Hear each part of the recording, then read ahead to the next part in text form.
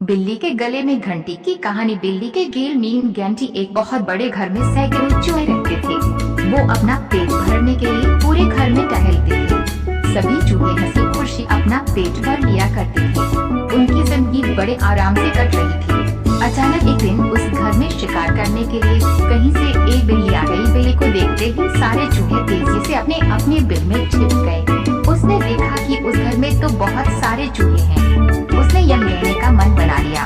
अब बिल्ली उसी घर में रहने लगी। जब भी उसे भूख लगती तो बिल्ली अंधेरे में जाकर छिप जाती थी। जब चूहे बाहर निकलते तो बिल्ली उन पर छटपटा मारकर खा जाती थी। ऐसा रोज होने लगा। धीरे धीरे चूहों की संख्या कम होने लगी थी। अब चूहों में दहशत फैल गई कि इस समस्या का हल निकालने के लिए चूहों ने एक सभा बुलाई। सभा में सभी चूहे मौजूद थे।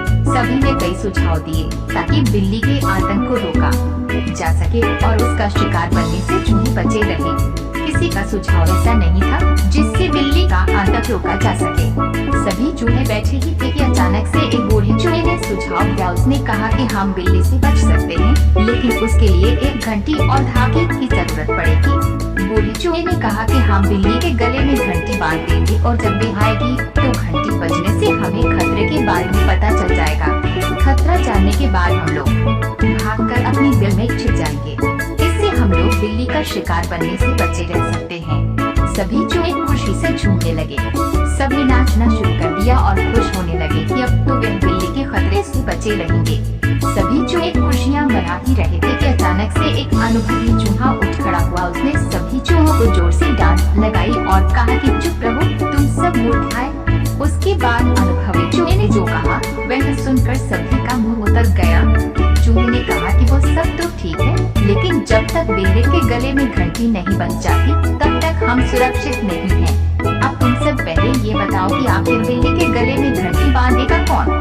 सभी चूहे एक दूसरे की तरफ देखने लगे। सभा में सन्नाटा छा गया था।